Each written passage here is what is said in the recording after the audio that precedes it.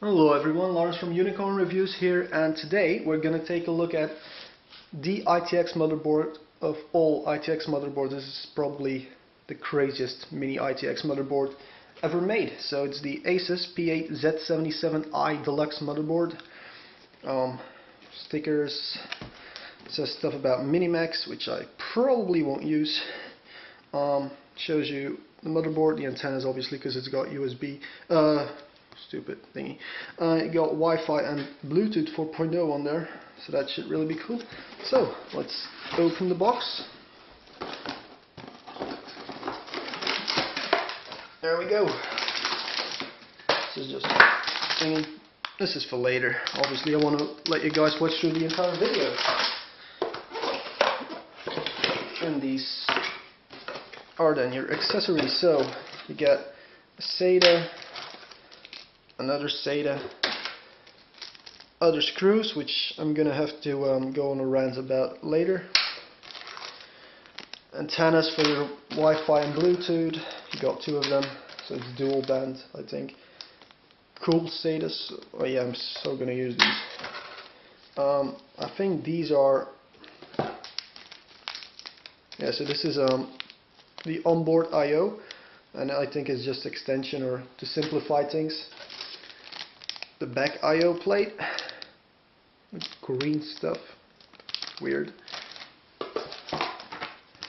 Quick start guide, which no one will read. User's guide and a DVD. We'll see. No, it's a DVD. Cool. And some sticker with it. Again, download all your stuff off the website to get the latest and best drivers and BIOSes and whatever you want to buy. Download. So, the motherboard, where have I put it? Oh, there it is. Okay. So, it comes in one of these bags. There we go. So, 17 by 17 is the normal standard for mini ITX, so it's ridiculously small, look, hand size. However, Asus said, screw the rules, we're going to cheat a bit. So they added an extra piece of PCB, and they put all their VRMs on there that way. So now, got 8 pin, plus your 24 pin. So there's massive power. There's even, there's a switch on here, I don't even know what it is. Then again, it will probably be on the website, and if you're going to buy something, you should look it all up first. So, other than that, this is your I/O, front I/O, USB 3 on board, fan headers. Are those fan? Might be fan headers, I don't know. Guys, don't hook up fans to the motherboard. It's really never going to work well. Got your USB 2s, so this is all just your VRM. CPU socket is in the middle of the board, which is really helpful because a lot of these ITX boards have them like here, and then you put a cooler on there and you can't get a graphics card on again. So got Gigabyte Intel Gigabit Internet. Battery is vertical. Again, cheating a bit. 4 USBs, optical audio, DisplayPort, HDMI, DVI. This is for the antennas for your Bluetooth and Wi-Fi. Another 4 USB 3s, your internet, should you use a cable, which of course you recommend. It's still the fastest. You got some clear CMOS and BIOS switches here. And rather disappointingly, only 3 audio jacks, so a little pretty crappy audio. But then, if you can't live with that, buy a USB sound card. Or if you go, you know, you could also, if you don't go with a graphics card because it's just a rendering system, you can use the IGP on your CPU and put a sound card in here.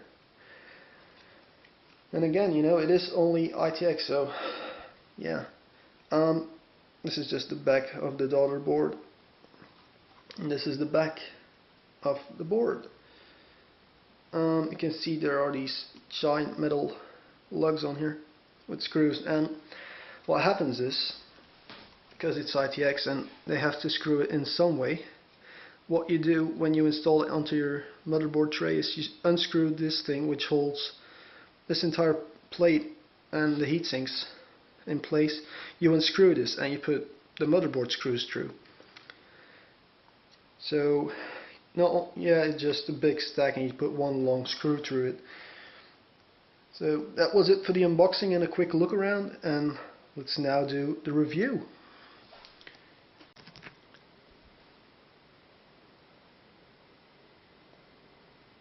Hello everyone, so right now what it's doing is it's using the auto overclock software,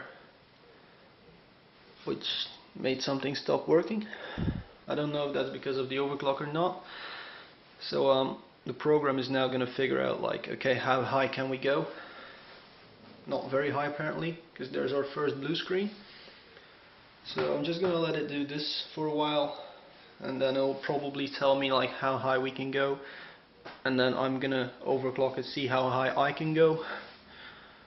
And when that's all done, I'm gonna show you guys around the BIOS and show you guys also around the software suite that comes with this motherboard. Right then guys, so this is what the software does for us. There we go. So now it's my turn to play with this thing.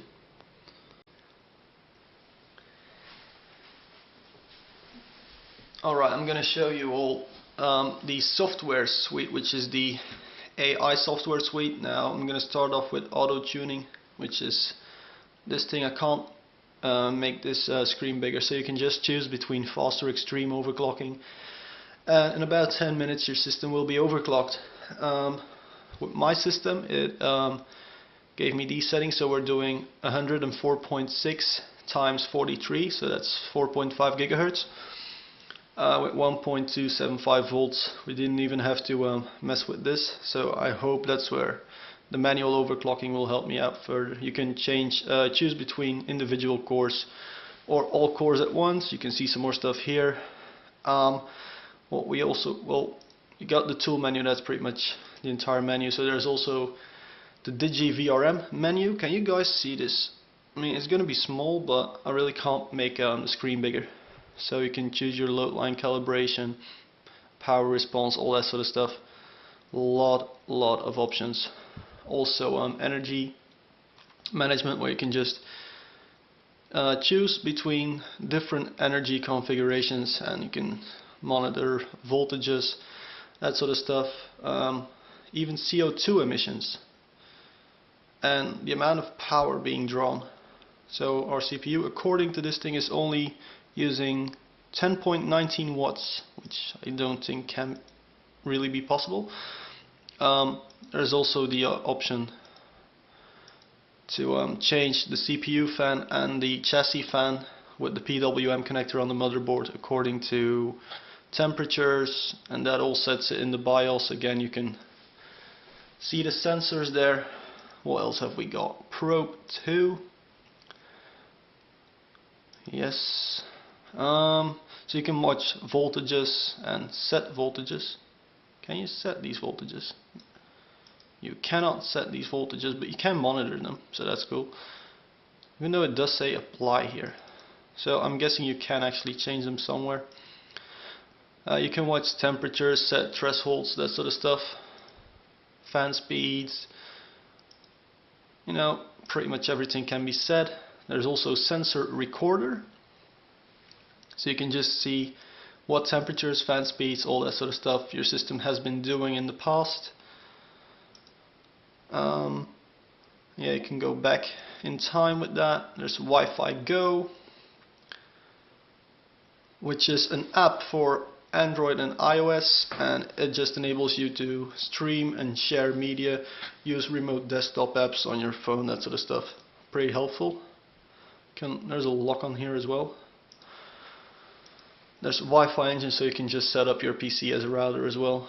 That's cool. You can charge compatible devices up to 3 times faster. That's helpful.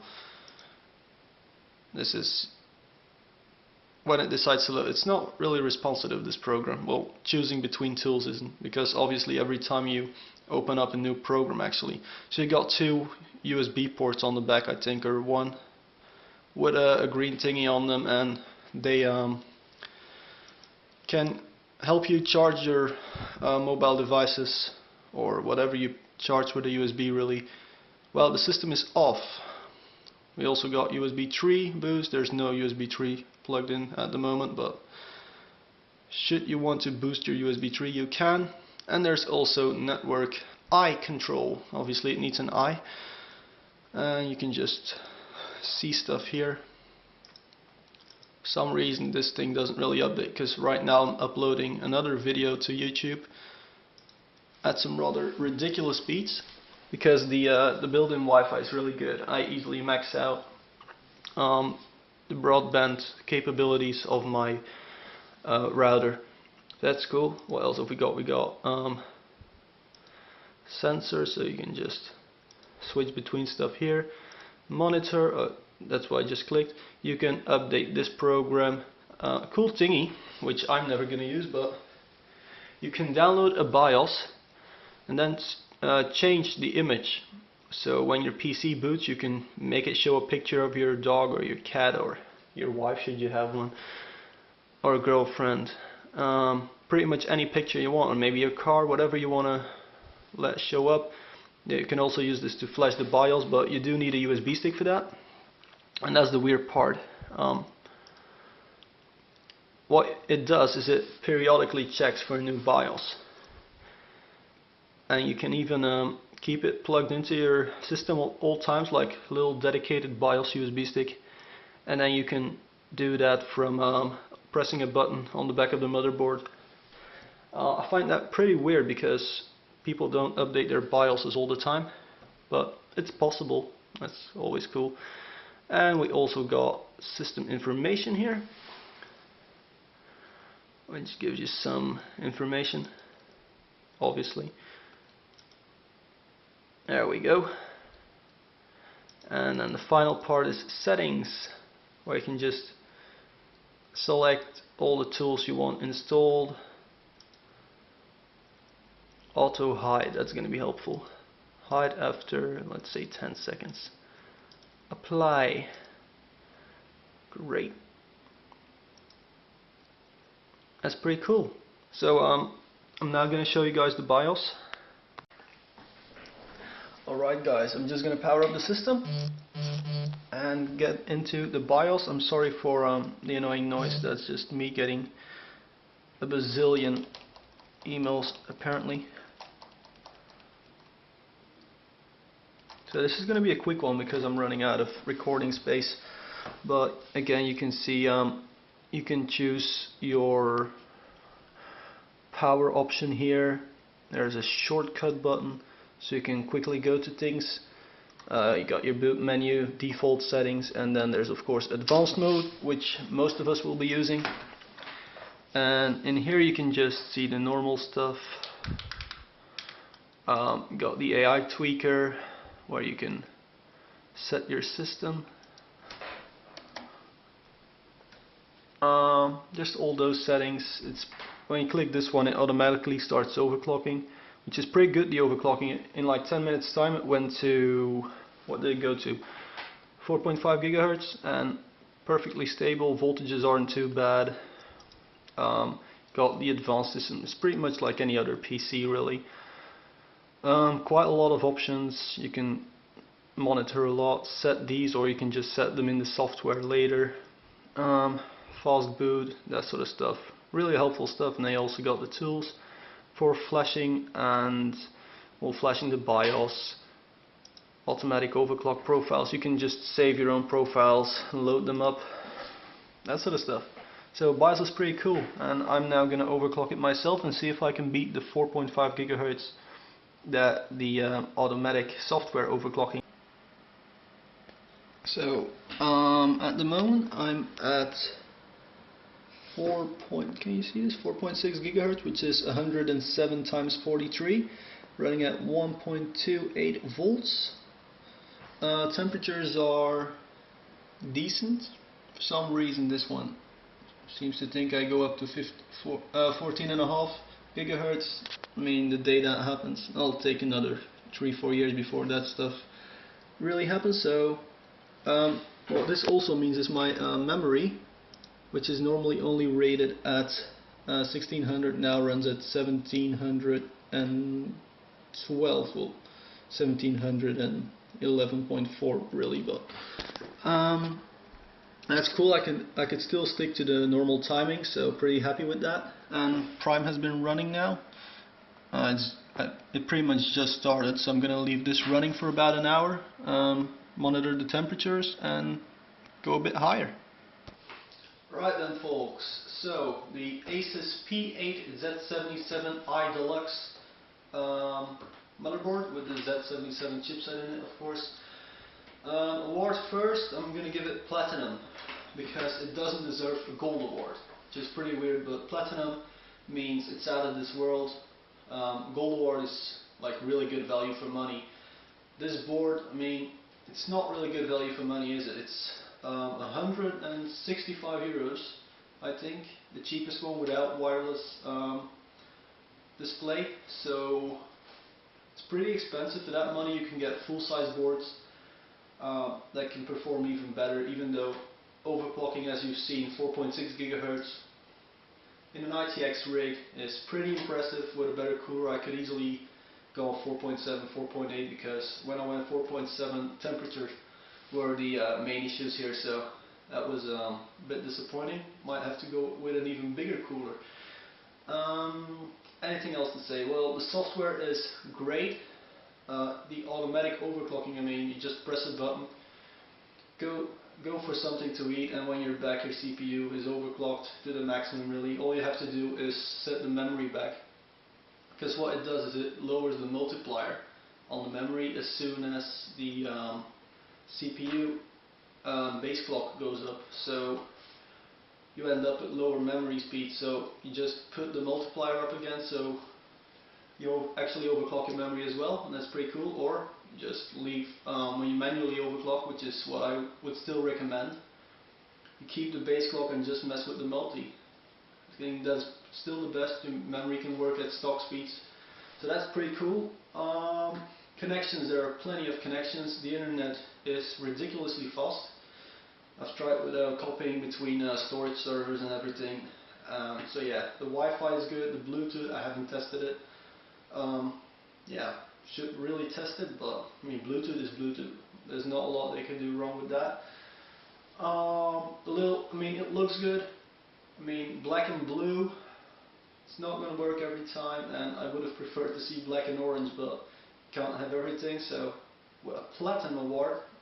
This is me out. Please ask every question you can imagine below in the comment area. Just give comments, likes, dislikes, even if you think this is a stupid video.